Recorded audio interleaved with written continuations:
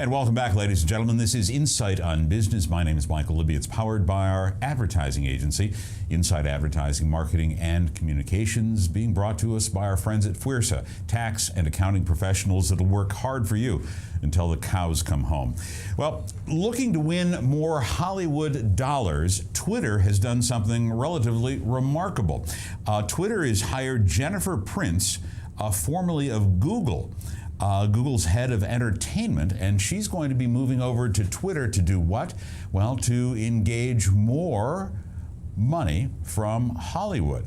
This is an interesting story. Here's an image of Jennifer Prince, who is now going to be working for Twitter. And this is an important story because what it does, it takes a look at what's going on behind the scenes with something that's so interesting in the business side of Twitter.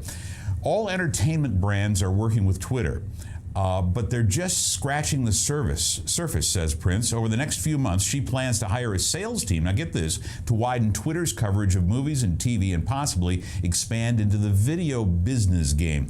As Director of Entertainment Industry Sales, Prince is going to be promoting Twitter as the social soundtrack that can enhance marketing of TV shows and pictures.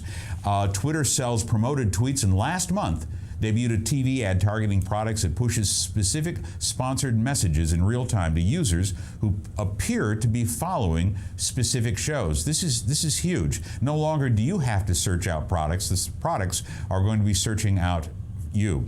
In addition, the Twitter Amplify initiative lets media partners sell ad video clips embedded with tweets. And this fall, company plans to launch the Nielsen Twitter TV rating in partnership with Nielsen, aims to provide metrics reflecting shows' social engagement. Now, hiring away a top exec from an even bigger tech titan, which it competes for ad dollars, is just the latest sign of what Twitter's hoping to do, and perhaps plan an IPO sometime next year. The company is on track to generate $950 million in global ad revenue in 2014. It's a pretty interesting story when you stop and think about it, how Twitter is going to attempt to attract Hollywood people. I mean, already the millions of users who are on Twitter are tweeting about TV shows that they're watching. They're tweeting about movies that they're going to see. Well, why not generate some ad revenue? And that's exactly what Jennifer Prince's job is going to do at Twitter. Yeah, this stuff is just a fad, right? Is $15 the new normal for minimum wage? Well, it could be if you live in Seattle. Here's what $15 looks like in your pocket. The state of Washington already has the nation's highest state minimum wage rate at $9.19 an hour.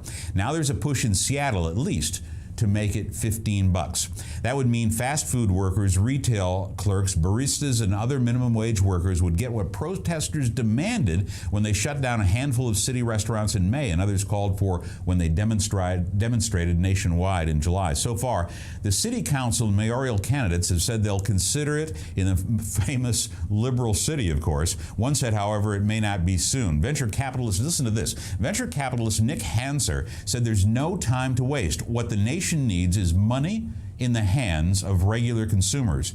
A quote, a higher minimum wage is a very simple and elegant solution to the death spiral of falling demand that's a signature feature of our economy. Some business advocates say a minimum wage hike will make it harder for companies in Seattle to survive. They cite Walmart, which has all but refused to accept a Washington, D.C. decision to raise the minimum wage to $12.50 an hour in big box stores. Now, a higher minimum wage estimate eliminates low-wage jobs because it's how small business cuts costs and ends up hurting the people it's supposed to benefit. Now, that according to the U.S. Chamber of Commerce.